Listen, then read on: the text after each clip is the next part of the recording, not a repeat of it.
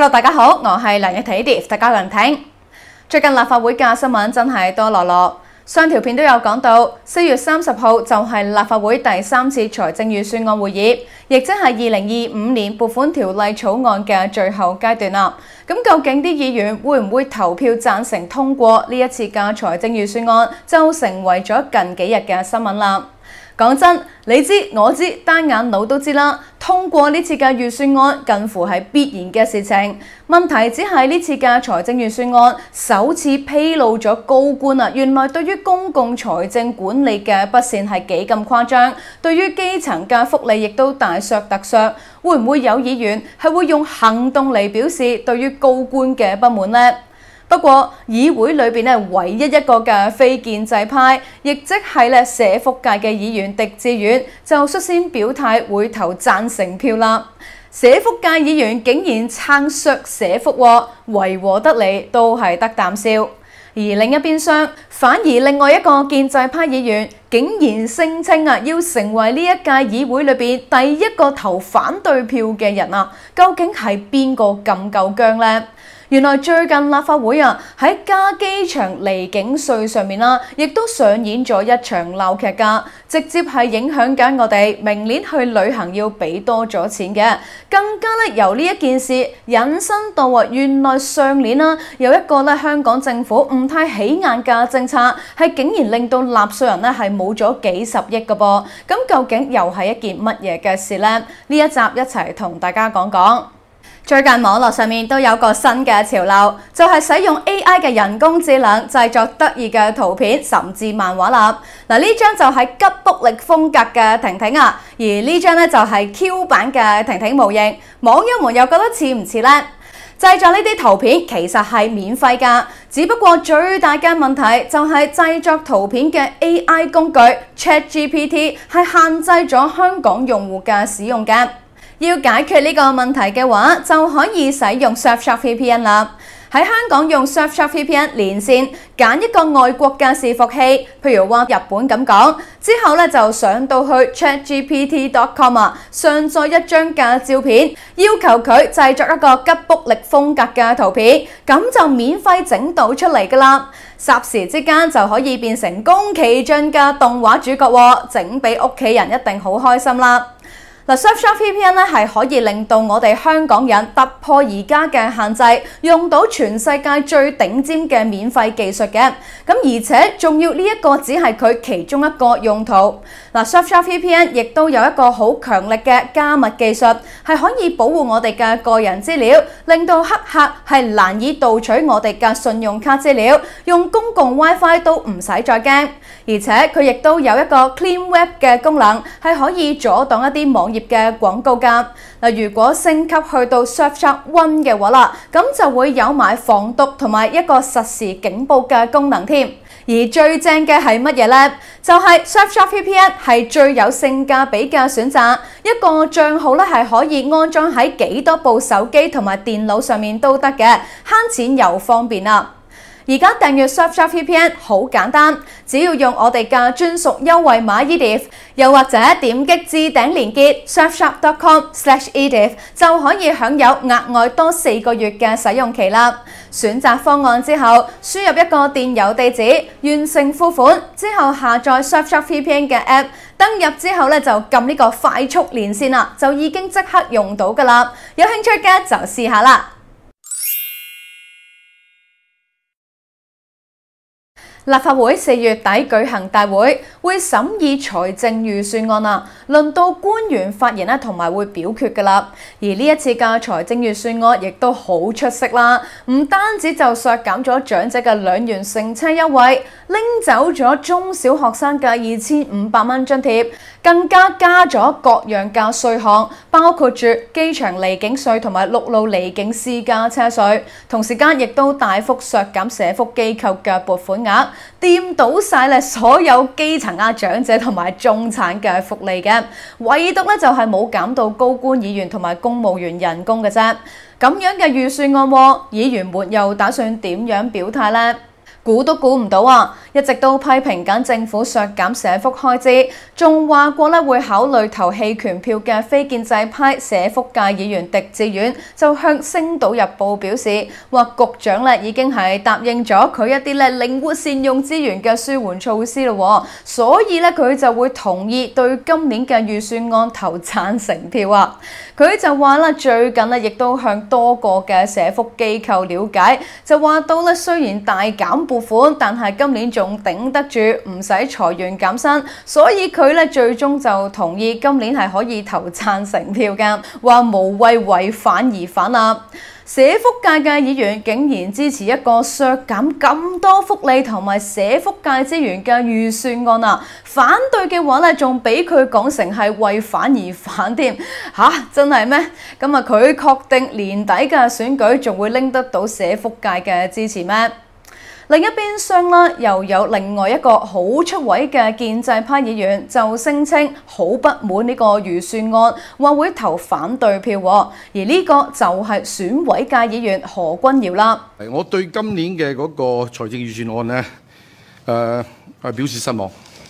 預算案發表嘅嗰一日，個個政黨都話支持啦，唯獨係何君堯就率先唱反調批評。不過咧就唔好以為何君堯係反對削基層福利，佢只係唔滿意政府減赤嘅力度嘅啫。佢就認為預算案減開支減得唔夠多啊，好似港台咁樣咧，就更加應該要再減人手。何君堯就話：香港年年嘅赤字反映係未符合基本法第107條有關量入為出嘅要求，特別咧就係要避免赤字。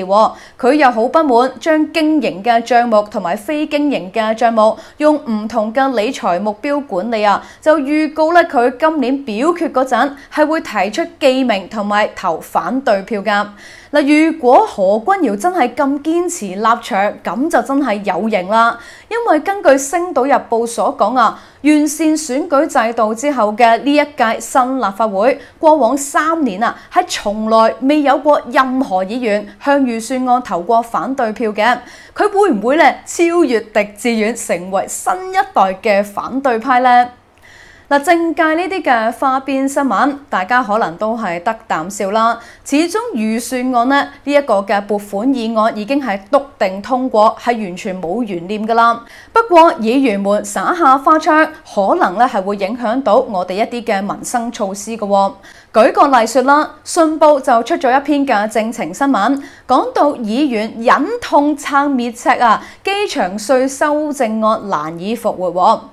係乜嘢嚟嘅呢？內文就講到啦，話今年嘅財政預算案多項嘅開源節流措施飽受爭議啦，其中啱啱咧喺立法會完成咗法案委員會審議嘅飛機乘客離境稅加價草案啊，咁原來之前係有唔少嘅議員曾經表達過憂慮同埋不滿㗎，認為加幅係過大嘅，可能係會窒礙咗香港正在復甦嘅旅遊業啊。而家議會就一家親啦，正當以為政府都會聽下啲意見啊，可能會減少少價嘅時候啊，點知道財經事務及庫務局咧最新提交嘅文件啊，就出人意表咁樣去表明無意調整加幅或者分階段實施啦。嗱，為咗應對咧政府呢個加稅嘅決心，旅遊界嘅議員姚柏良咧就提出咗一個減辣嘅修正案。嗱，諗都冇諗到啦，喺呢個嘅時候，議會咧就出現咗一個戲劇性嘅發展啦。嗱，原來有人咧就曾經舉手支持呢個修正案嘅，仲要曾經咧係一度佔一個多數添。咁但係最後因為建制派議員都歸位，陸續舉手加入翻支持政府嘅陣營，再加上好多人不在席啦，最終減辣嘅修正案係用5-5打和嘅情況之下被否決嘅。咁所以政府嘅方案就驚險咁樣過骨啦！嗱，市民嚟緊咧要捱飛機乘客離境稅加價就成為咗定局啦。咁加稅係講緊加幾多呢？嗱，重提一下咧嗰個財政預算案啦。財爺陳茂波喺2月公布預算案嘅時候，係提出咧話25-26年度第3季開始就會將飛機乘客離境稅由每個人120蚊上調到200蚊啊！預計政府每年收入係可以增加16億咁話喎。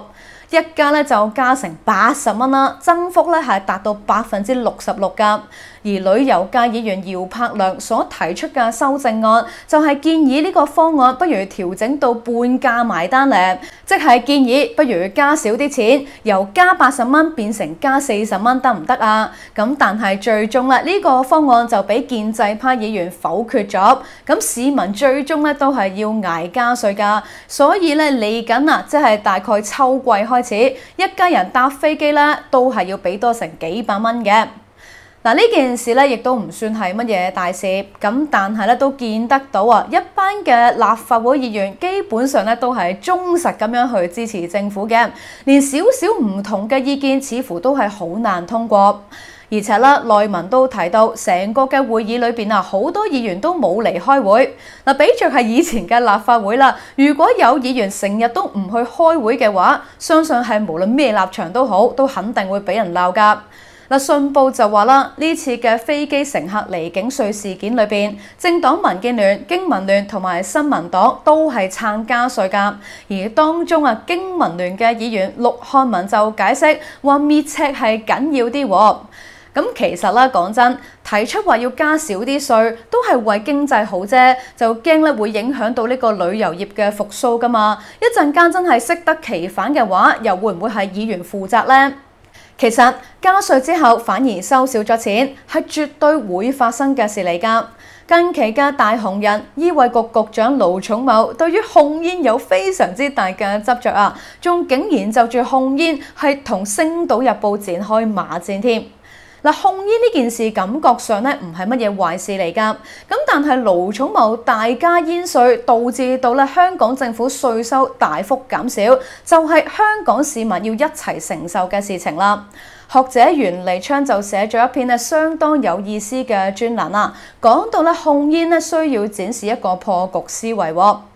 內文就講到啦，話面對住香港嘅千億財赤，財政預算案似乎咧就並冇扭轉乾坤嘅妙計啦。難怪夏寶龍主任啊喺預算案之後亦都表示，香港政府要以犯其之難而圖其之遠嘅意志去改變啊。因此政府咧應該要拿出一啲嘅勇氣，去讓一啲偏離軌道嘅政策重回正軌嘅，尤其就係一啲冇必要流失嘅收入同埋增加嘅支出啦，一定要大刀闊斧咁樣檢討啊！嗱，點解佢會咁講呢？因為原來以控煙為例子啦，過去政府啦攞住世衛20幾年前嘅報告做一個理據去大加煙稅，結果係造成私煙暴升啦。咁煙稅嘅收入咧係竟然係由2022至到23年度嘅79億啦，大跌至到咧24至到25年度嘅38億嘅，係比較起嚟損失咗成41億㗎。但係就住結果而論啦，目前加煙稅啊，實際上對減少煙民嘅數目效果一啲都唔好，因為好多煙民早已經係轉投呢個私煙嘅市場，甚至喺黑市嗰度購買已經禁售嘅電子煙或者加熱煙，吸煙率咧係未見到有明顯嘅下跌㗎，反而海關就更加因為私煙猖獗而工作量大增添。可悲嘅係乜嘢呢？就係政府為咗削減開支，就只能夠去攞學生啊、老人家甚至北上嘅消費者嚟開刀。嗱，譬如話啦，調整呢個2蚊嘅乘車優惠，就只能夠節省大概6億8千萬嘅開支啫。而取消每年嘅2500蚊學生津貼，就只能夠節省20億嘅開支。嗱，增設呢個離境稅啊，就話可以增加16億元嘅收入啦。咁啊，亦都未計算埋咧，政府諗住加收嘅200蚊私家車離境稅啦。削減2蚊車慳到嘅6億8千萬，加埋取消每年學生津貼嗰20億啊，再加埋咧嚟緊新增嘅所謂離境稅嘅16億，加埋咧都只係42億啫。如果當初係冇加到煙草稅，係冇令到煙草嘅稅收減少嘅話，咁其實嗰41億留翻低嘅話，咁以上啱啱所講3項開源節流嘅事情根本就唔使做。咁你話政府究竟搞緊啲乜呢？政府搞到要大減長者福利，學生津貼又冇埋，嚟緊一家大細搭飛機去旅行，又或者揸車上大陸又要加稅，原來通通都只係因為一個搞到香港每年冇咗41億嘅控煙政策啫。嗱，咁究竟呢個控煙政策值唔值呢個價錢呢？又點解見唔到高官議員出嚟解釋一下呢？年底仲話要選舉喎，大家網友們又信唔信得過呢班嘅議員高官係可以搞好香港經濟呢？唔知道大家點諗，不妨都可以留個言一齊傾下偈。今日婷婷就講到呢度先啦。如果支持婷婷製作更多影片嘅話，歡迎可以免費訂閱咗婷婷嘅頻道，睇多幾個廣告或者睇廣告越長就係對婷婷最大嘅支持。下次再傾過，拜拜。